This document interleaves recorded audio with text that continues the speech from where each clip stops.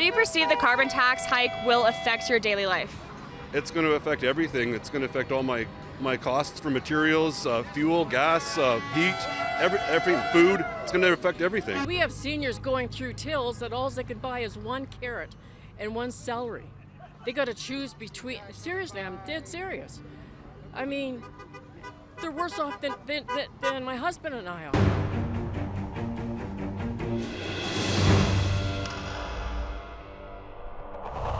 So joining me now is sometime journalist, but also heavy-duty behind-the-scenes social media poster for us here at Rebel News, my friend Angelica Toy. And she's here to talk about what she has seen happening down at the, well, I think it's one of 2 or 3 remaining carbon tax protests across the country. These people... it feels like the convoy band is getting back together. Tell us what's going on and where the protest is. So the main rally, I'd say just around Calgary, is on Highway 1 and 22 interchange. That's just west of the city at the Petro-Canada there. And people have been rallying. I think today is day 8. They started on April 1st, which is the day the carbon tax came into effect. So they've been going strong. So... familiar faces? Are these, like there are people who are I don't know. I was going to say professional, but they definitely don't get paid. They're not on the left. Those people get paid. But who's in the protest? Who's making up the protest? Are we seeing familiar faces down there? Or is it all new people? So it was to my surprise that there actually weren't that many people that you'd see in the regular Calgary rallies. Yeah, it definitely is. But I've been speaking to a lot of the people there, and a lot of people convoyed either from Edmonton, from BC. There are actually a lot of people from BC, from the small towns. So there are a lot of new faces.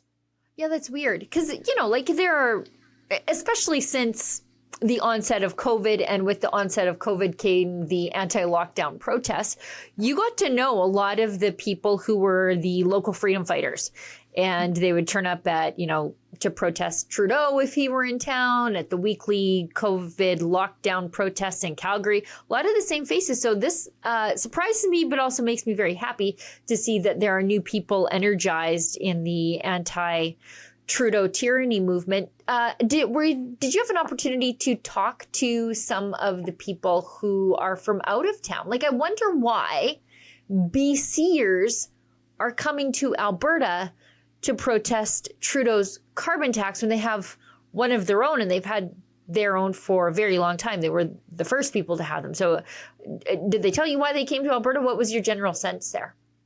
Yeah, so I did speak to one person on that specifically, and he just said there wasn't much going on in BC.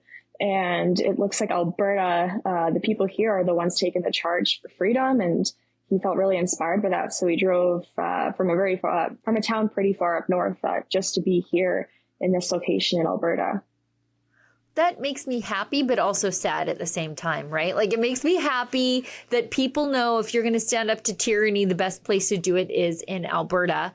And it makes me sad that BC, a province that is being absolutely crushed by green policies and the cost of living, that there isn't much of a resistance there. That makes me very, very sad. Yeah, I agree with you. I know in Kelowna, in that area, the Okanagan, it definitely is a bit of a uprising to the resistance, but it's still not enough. I think Alberta has really become the central zone for the fight for freedom. Yeah, I think not just from the people, but finally from the government too. Now, tell me what it's like down there. How many people are there? Are there RVs? How are people staying there for so long? Are there people coming and going? Tell me all about it. Yeah, so typically the people from Calgary are just coming and going, but the people who have come from out of town, they have brought their trailers and they're there for the long haul. They've got tons of firewood, campfires going. They've got pantries of food. There's a barbecue. They did a pig roast just 2 days ago. So, the people are there and they're there to stay. So what kind of support are they getting? I mean, if they're there to stay, who's bringing in the supplies? Who's bringing in the firewood? What's the reception? I think that's right. You said it's right around the Petro-Canada, that on your way out to Banff. What's the reception from the people coming by? So I think they've got a chat going because I did speak to a lady the other day and she said that people were asking for plates and stuff. So it looks like they've got a whole chat and people are just putting requests out there, and the people are being really supportive and bringing in what they need. So it's just been a really supportive community through the whole entire time. Now, traffic-wise, people going by, are they disruptive to traffic? I know that people can get a little testy about that. I actually think my son was stuck in the protest on the weekend. What are they being accommodating to, the traffic that goes in between Calgary and Banff and area? So on the first day, they did block a lane. They blocked one lane. Lane, big deal. It's like an accident. Exactly. So the traffic was backed up around 3 kilometers back into the city. And then that lasted for a few hours. The next day, as you guys probably saw, a whole SWAT team of RCMP officers with heavy duty weapons came in and they blocked them from getting onto the highway. And after that, the protesters understood that if they even got near the highway, they would face consequences. So for days, they stayed away.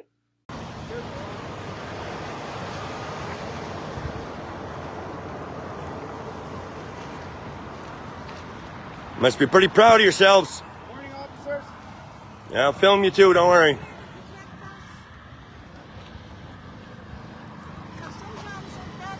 You get a good view? They came in marching, left, left, right, left. Apparently we're not allowed to protest, people.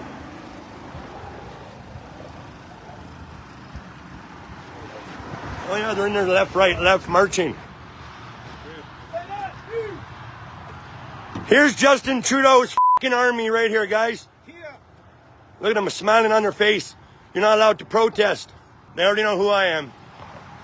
They're gonna know who you are too. We'll zoom right in on them. Look at that. Pretty proud man right there today.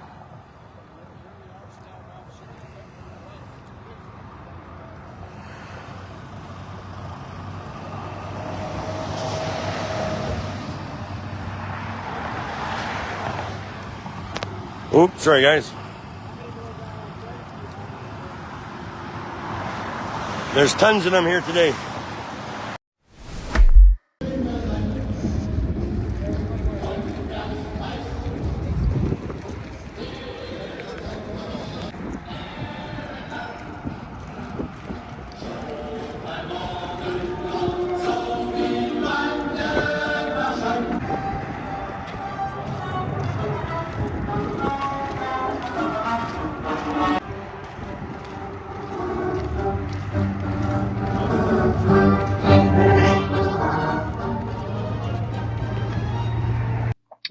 And then actually yesterday, they studied through a bunch of traffic laws and they ended up talking to the RCMP. So now they're slowly kind of getting their way on the highway. The plan is, or the idea is that they're allowed to walk against traffic, and they're also allowed to cross the highway now because there are 2 sides of protesters on station on both sides of the highway. Now they're allowed to walk as long as there isn't any traffic. Because the nearest overpass is pretty far. I think you have to be within a certain distance. So they found their way around it. Oh, I love that.